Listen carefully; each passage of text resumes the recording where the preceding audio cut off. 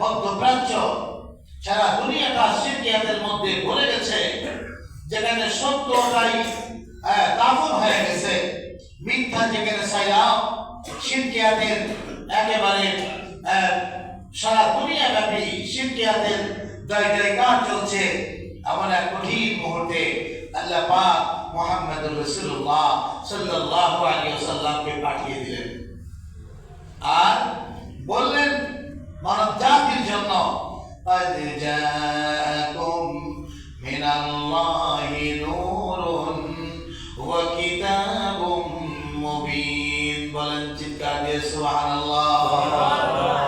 قد جاءكم من الله نور وكتاب مبين।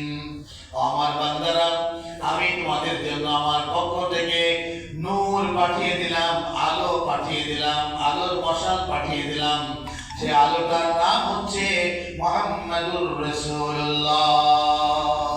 ওয়া কিতাবুম মুবিন, এবং একটা গ্রন্থ, পরিপূর্ণ গ্রন্থ, জীবন ব্যবস্থা পাঠিয়ে দিলাম, কোরআন পাঠিয়ে দিলাম আমার পক্ষ থেকে, যাতে করে তোমরা কখনো পথভ্রষ্ট না হও, আল্লাহকে ভুলে না যাও, দ্বীনকে ভুলে না যাও, বিপদগামী না হয়ে যাও।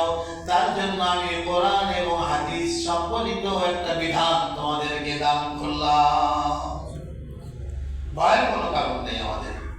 যদি আমরা ইসলামের উপরে, কোরআনের উপরে, বিশ্বনবীর আদর্শের উপরে চলতে পারি, আমাদের কোনো ভয় নেই, কোনো চিন্তা নেই, দুনিয়াতেও নাই, কবরেও নাই, আখিরাতেও নাই ইনশাআল্লাহ।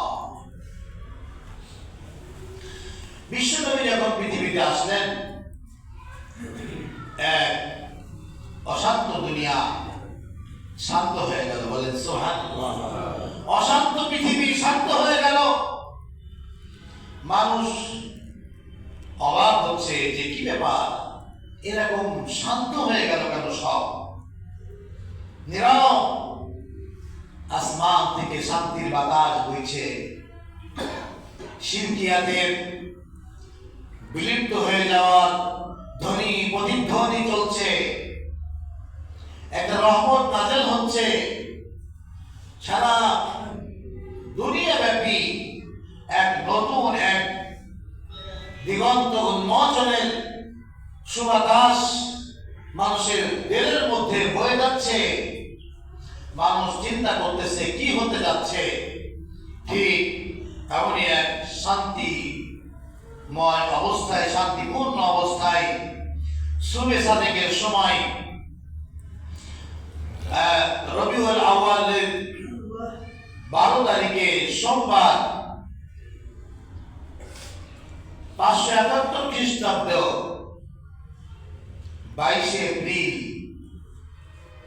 সুবে সাদেকের সময় বিশ্বনবীকে আল্লাহ পাক দুনিয়ার বুকে পাঠিয়ে দিলেন। সুবহানাল্লাহ। আলোর মশাল চলে আসলো। যখন নবীজি সাল্লাল্লাহু আলাইহি ওয়াসাল্লাম এই মুবারক আগমন, এটা আমরা খুশি তো? কি বলেন, খুশি না? পৃথিবীর সব থেকে আনন্দের বিষয় হলো যেদিন এই আলোর মশাল, এই মহামানব শান্তির মুক্তি, মুক্তির দূত মুহাম্মদ আরবি সাল্লাল্লাহু আলাইহি ওয়াসাল্লামের আগমন ঘটলো। তিনি কেমন একটা ব্যক্তিত্ব জানেন? যদি আমাদের এই দেশে, আমাদের এই মহল্লায় প্রধানমন্ত্রীর আগমন হয়, কমপক্ষে 10 দিন 15 দিন আগে থেকে প্রচারণা, পরিষ্কার পরিচ্ছন্নতা, স্টেজ, প্যান্ডেল, মাইকিং,